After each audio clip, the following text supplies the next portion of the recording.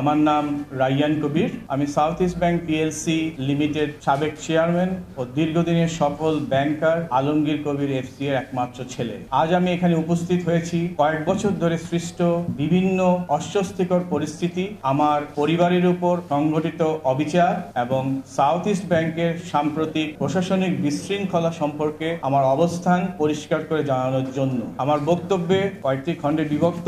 এখানে কিছু ঘটনাবলী এবং কিছু মানুষজনের নাম উল্লেখ থাকবে। প্রথমে শুরু করছি আমার পিতা আলমগীর কবিরের অবদান। আমার বাবা আলমগীর কবির দেশের আর্থিক খাতে 5 দশকের বেশি সময় ধরে গুরুত্বপূর্ণ অবদান রেখে চলেছেন। তিনি ঢাকা বিশ্ববিদ্যালয় থেকে বিকম অনার্স, পাঞ্জাব বিশ্ববিদ্যালয় থেকে এমকম ডিগ্রি অর্জন করেন। সদ্য স্বাধীন বাংলাদেশে চার্টার্ড অ্যাকাউন্টেন্ট হওয়া তরুণদের একজন ছিলেন। দেশের ব্যাংকিং, হিসাব নিরীক্ষা, বীমা ও আর্থিক ব্যবস্থাপনায় অসামান্য সুনাম অর্জন করেন। 2000 সালে সাউথ ইস্ট ব্যাংক সংকটে নিমজ্জিত হলে তিনি দায়িত্ব গ্রহণ করে ব্যাংকে দেউলিয়া অবস্থা থেকে ঘুরিয়ে দাঁড় করান। গত 20 বছর ধরে তিনি সততা, নিষ্ঠা ও দক্ষতায় সাউথ ইস্ট ব্যাংক পরিচালনা করে একে একটি শক্তিশালী প্রতিষ্ঠানে পরিণত করেছেন। তিনি south east bank securities, south east bank foundation, NCC bank, বে লিজিং সহ একাধিক আর্থিক প্রতিষ্ঠানের প্রতিষ্ঠাতা ও নীতি নির্ধারক হিসেবে দেশব্যাপী স্বীকৃতি পেয়েছেন। তার নেতৃত্বে ব্যাংকের মুনাফা বহুগুণে বৃদ্ধি পায়, হাজারো মানুষের কর্মসংস্থান সৃষ্টি হয়, ব্যাংকিং সেক্টরে স্বচ্ছতা, জবাবদিহি ও সুশাসনের দৃষ্টান্ত প্রতিষ্ঠিত হয়। ওনার ব্যাপারে আমাদের এখানে আমি খুব সংক্ষিপ্ত, বাট ওনার সম্পর্কে এবং সাউথ ইস্ট ব্যাংক সম্পর্কে আপনাদেরই একটা রিপোর্ট এখানে এসেছে, আপনাদেরই সাংবাদিকরা আপনারা রিপোর্ট করেছেন। তার সম্পূর্ণ চিত্র সাউথ ইস্ট ব্যাংক এবং ওনার নেতৃত্বে কি অগ্রগতিতে গত 20 বছরে পরিচালিত হয়েছে তার টোটাল চিত্র এখানে এসেছে। আমার কাছে কপি আছে, আমি সবাইকে কপি দিতেও পারব। আমার বাবা কখনো কোনো দুর্নীতি, অবৈধ সম্পদ বা লুটপাটের সঙ্গে যুক্ত ছিলেন না। তিনি বিশ্বাস করতেন নিজের শিল্পপতি না হয়ে অসংখ্য শিল্পপতি তৈরি করাই আমার দায়িত্ব। এখন আমরা যাই আরেকটা ফ্যাক্ট, সংবাদপত্রের মিথ্যা প্রচার সম্পর্কে। এটা অনেক ভারাক্রান্ত আমাদেরকে বলতে হচ্ছে, কারণ এই ঘটনা আমরা কখনোই চাই না, কখনোই হোক না। সাংবাদিক, আপনাদের কলম অনেক শক্তিশালী, এই শক্তিশালী কলম দিয়ে সত্যি কথা বলবেন আর মিথ্যার বিরুদ্ধচারণ করবেন। গত 5-6 বছর ধরে সংবাদপত্রের বিভিন্ন রিপোর্টে আমার বাবা ও আমাদের পরিবারের বিরুদ্ধে দায়সারা, যাচাই বাছাইহীন এবং অনেক ক্ষেত্রে মিথ্যা অভিযোগ তোলা হয়েছে।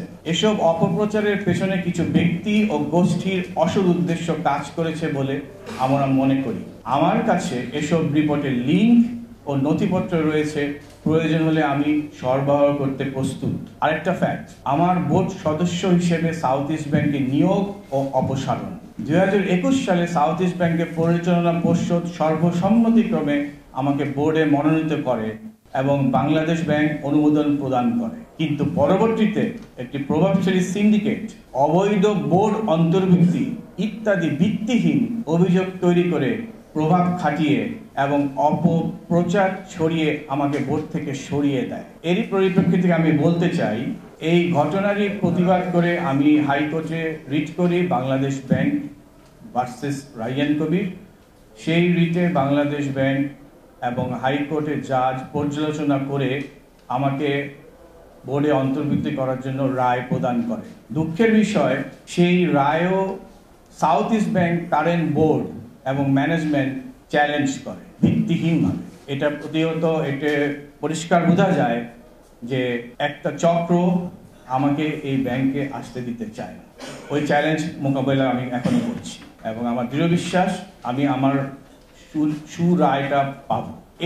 এ সময় বারবার ভুল তথ্য দিয়ে আমার মানহানি করা হয়, অসত্য মিডিয়া রিপোর্ট ব্যবহার করা হয়, অযৌক্তিক আইনি মামলা দেয়া হয়, নিউমারাস মামলা যার কোনো ভিত্তি নাই, যার কোনো অভিযোগের প্রমাণ হয়নি। এ ধরনের মামলায় আমাদেরকে হয়রানি করা হচ্ছে। আমি স্পষ্টভাবে জানাতে চাই, বে লিজিং ও সাউথ ইস্ট ব্যাংক দুই প্রতিষ্ঠানের ফর্ম 12 নথিতে আমার কোনো দায়িত্ব বা সম্পৃক্ততা নেই। আমার কাছে ফর্ম 12 এর কপিও আছে, বে লিজিং এরও আছে এবং সাউথ ইস্ট ব্যাংকেরও আছে।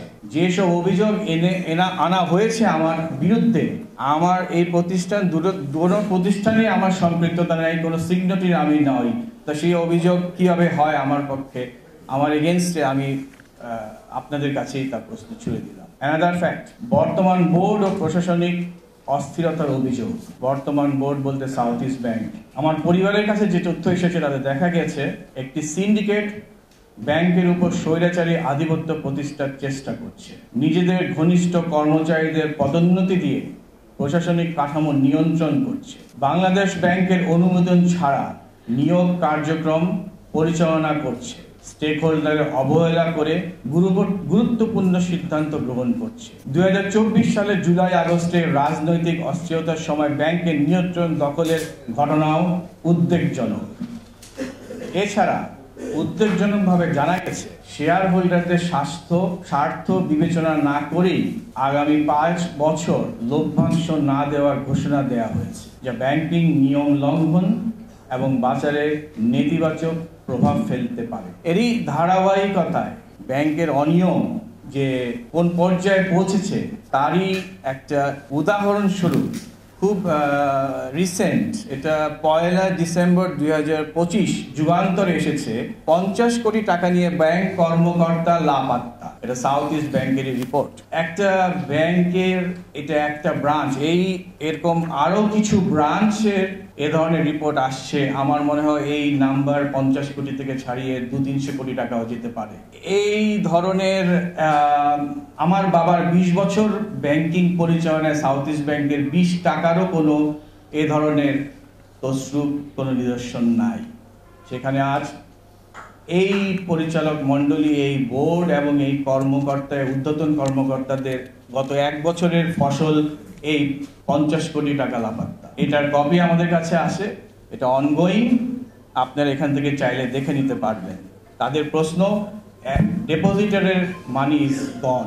এছাড়া এইসব অভিযোগের আরো অনেক অভিযোগ আমার কাছে এখানে পত্রিকায় এসেছে, তাও আমি আপনাদের সময়ের সাথে জানাবো। অ্যানাদার ফ্যাক্ট, যেসব কারণে আমি ব্যক্তিগতভাবে ক্ষতিগ্রস্ত, বারবার মিথ্যা সংবাদ প্রকাশ, বিভিন্ন গণমাধ্যম থেকে হুমকিমূলক বার্তা, একের পর এক ভিত্তিহীন মামলা, আমার বিদেশ যাত্রায় নিষেধাজ্ঞা, চিকিৎসার জন্য প্রয়োজনীয় বিদেশ যাত্রা সম্ভব হয়নি। এই ব্যাপারে একটু বলে রাখা ভালো, গত 22 বছর ধরে আমি বিদেশেই অবস্থান করছি, আমার পরিবার বিদেশে।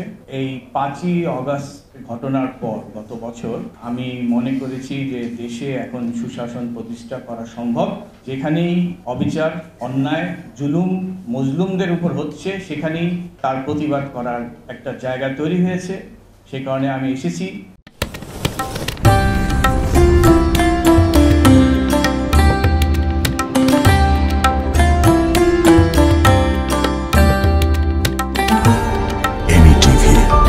স্বাধীন বাংলার স্বাধীন কণ্ঠ।